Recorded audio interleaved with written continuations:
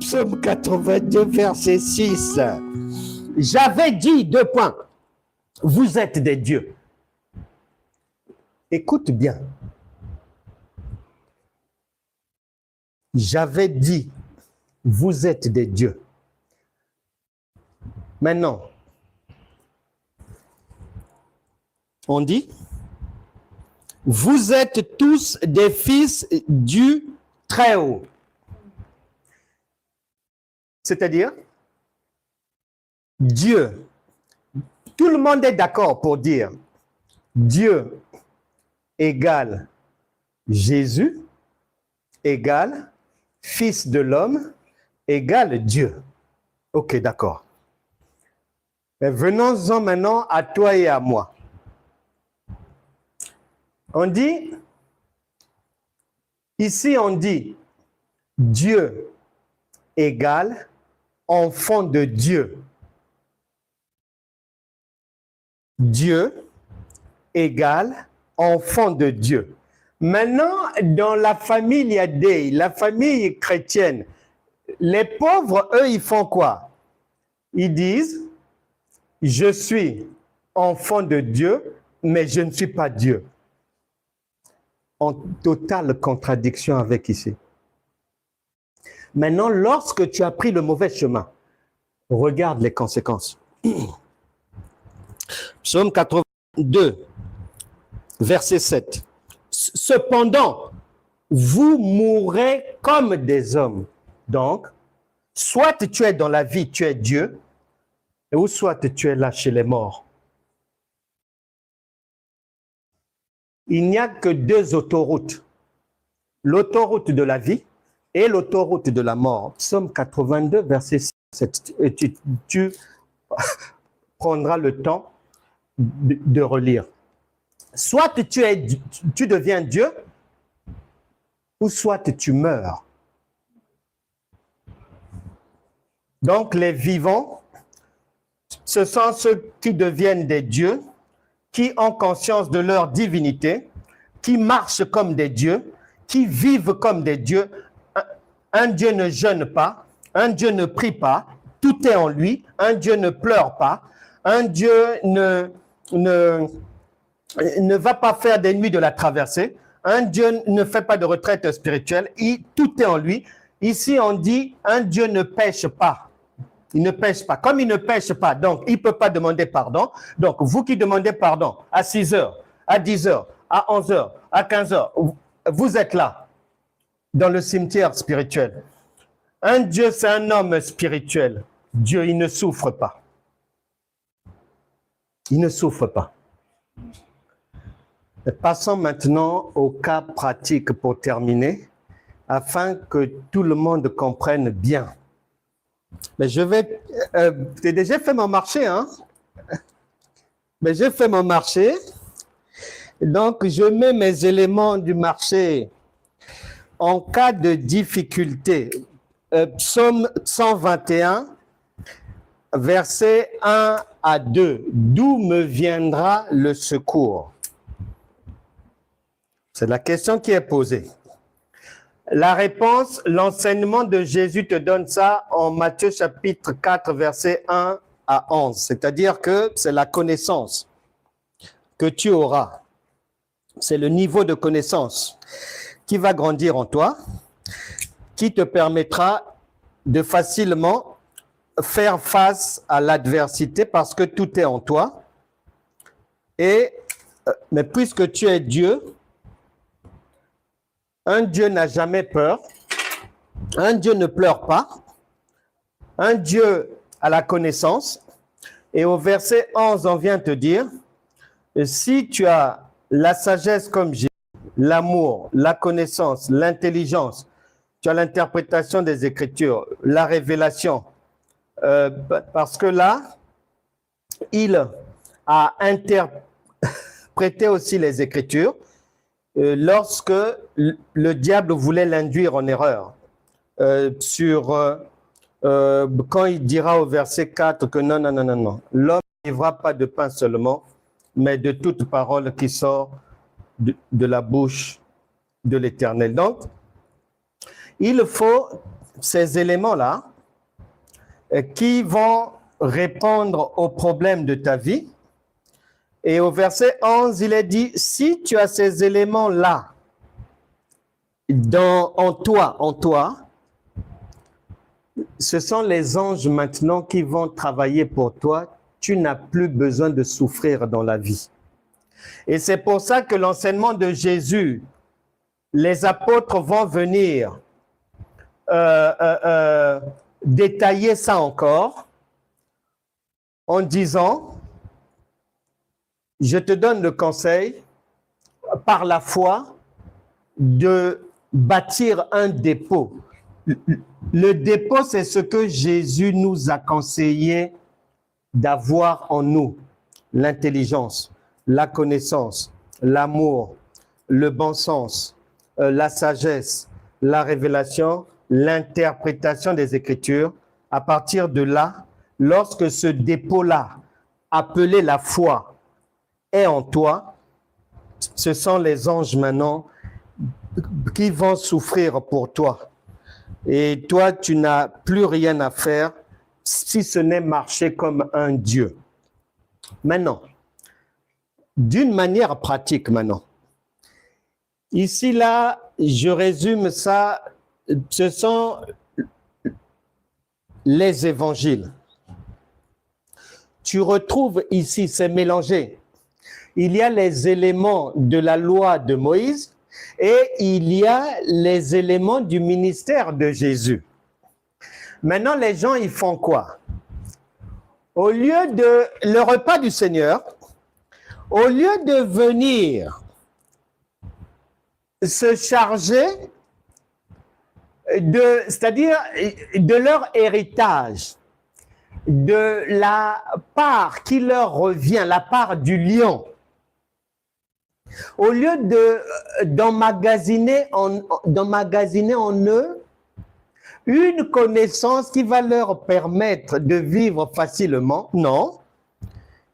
Ils viennent prendre les miettes, les petitesses de la loi de Moïse, le jeûne, la prière, faut pleurer, faut souffrir, on ramasse des miettes de la vie, il faut aller là-bas faire une nuit de la traversée, il y a une veille de prière là-bas, il y a un séminaire là-bas où au programme c'est la réception de l'onction divine, alors que le Saint-Esprit c'est l'onction divine. Il y a une conférence là-bas sur la bête. Il y a le retour du Seigneur. Il y a des enseignements sur le retour du Seigneur, c'est cela. C'est-à-dire, ils viennent ramasser dans la parole de Dieu les miettes de la loi de Moïse qui ne peuvent pas faciliter leur vie. La compréhension qu'ils ont de la parole de Dieu, elle est c'est pour les esclaves. Alors que l'enseignement de Jésus te réserve la grosse part. Tu ne souffres pas. Tu prends le magot. Tu te charges du meilleur. Tu prends la part du lion. Pas des miettes de la loi de Moïse. Le problème de ceux qu'on appelle croyants, pour être gentil chrétien, se trouve là.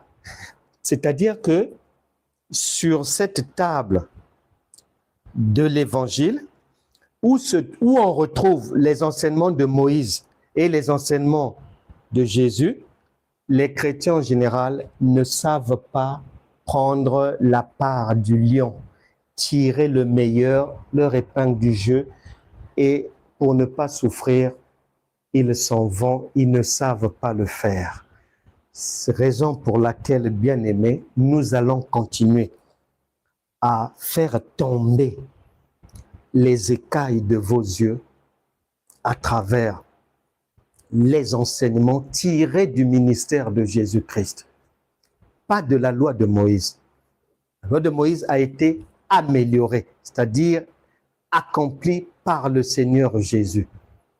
Si tu étais ici, tu as entendu cette parole, tu as entendu la pensée du Seigneur pour toi, si tu as compris que ce qu'on appelle la bonne nouvelle, lorsqu'elle vient dans ta vie, lorsque tu la reçois, c'est pour que une fois que tu t'es chargé de la bonne nouvelle, une fois que tu t'es bien servi sur la table du grand roi, que toutes les mauvaises nouvelles de ta vie s'en aillent.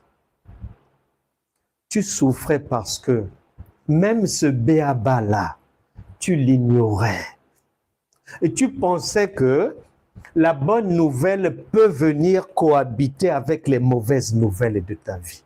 Faux et archi faux. Aucune personne n'a rencontré la bonne nouvelle de Jésus-Christ et est repartie, mais comme étant la même personne. Ça n'existe pas. Aucune personne n'a rencontré la bonne nouvelle représentée par les apôtres de Jésus dans leur ministère, comme les Paul, les Barnabas et autres, et que la personne soit repartie comme elle était venue. Ça n'existe pas. Tu souffrais jusqu'aujourd'hui parce que tu avais accepté l'inacceptable. Tu avais accepté de croire au contraire de la bonne nouvelle. Tu ne savais pas, tu pensais que tu croyais en la bonne nouvelle. En fait, tu croyais à la mauvaise nouvelle. Raison pour laquelle le mauvais esprit de l'Éternel ne te quittait pas. Problème à droite, problème à gauche, problème au-dessus de la tête, problème des enfants, problème des petits-fils, problème au travail, problème avec le mari, problème pour se marier, et problème de pension alimentaire, problème au tribunal, la voiture est tombée en panne, réparée, le garagiste a volé des pièces, à n'en plus finir. Parce que tu avais cru en la mauvaise nouvelle. À partir d'aujourd'hui, si tu acceptes cette bonne nouvelle, que tu décides sans mélange, hein, Jésus a dit, nul ne peut suivre deux maîtres. Tu ne peux pas suivre Moïse et Jésus. Tu ne peux pas suivre le vin nouveau et le vin ancien. Tu ne peux pas en même temps avoir un pied en Algérie et un pied au Maroc dans un autre pays. Non, non, non, non. Les deux pieds sont toujours dans un même pays.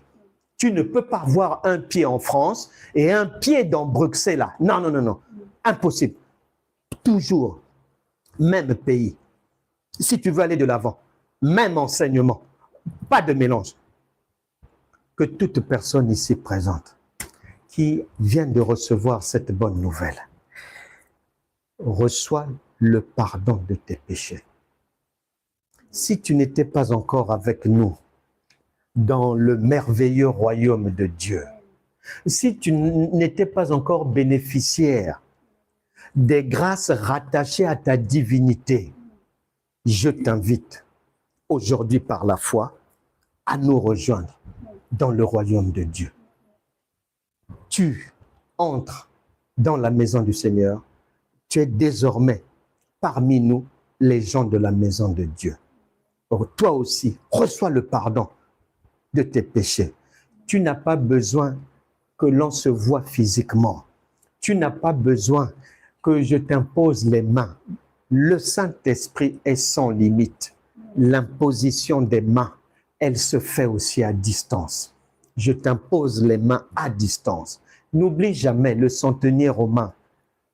Matthieu chapitre 8, versets 5 à 13, a dit à Jésus, ça ne sert pas qu'on aille chez moi. Dis seulement un mot ici et mon serviteur qui est là-bas, il sera guéri.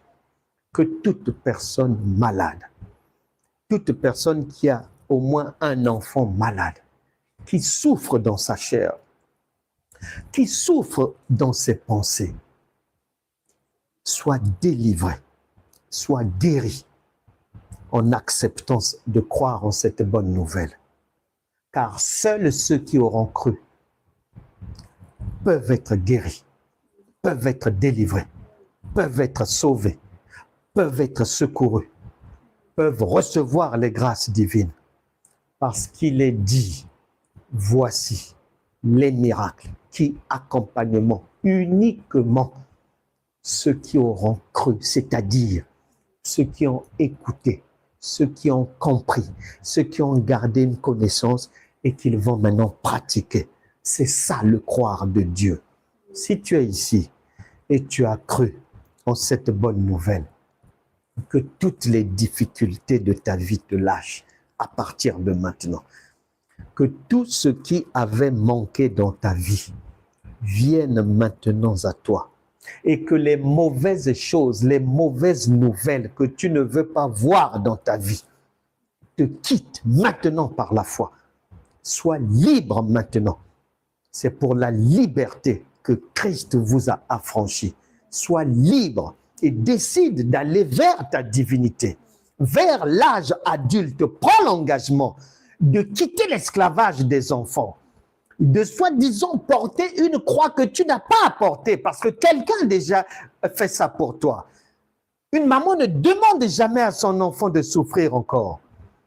Sois libéré à partir d'aujourd'hui. Que toute personne qui faisait des mauvais rêves, que toute personne qui a fait des cauchemars cette nuit, les jours passés, les semaines passées, tous mauvais rêves, je les annule aujourd'hui. Ne sois plus dans la crainte. Même si tu avais rêvé des cimetières, des morts, même si tu avais rêvé qu'on t'avait volé une pièce d'identité, ton sac à main, les chaussures, les bijoux, n'aie plus peur. Ça te revient avec force à partir de maintenant. Les mauvaises choses sont remplacées par la bonne nouvelle, par les bonnes choses à partir d'aujourd'hui. Si tu avais été trahi hier, tu ne le seras plus jamais à partir d'aujourd'hui. En prêtant attention à la parole de Dieu, qui sont des enseignements qui nous permettent d'avoir les conseils qu'il faut pour savoir comment résoudre les problèmes, comment sortir des problèmes, comment ne pas rentrer dans un problème, comment aider les autres aussi à sortir des difficultés. Dieu ne vous fera plus jamais défaut. Amen.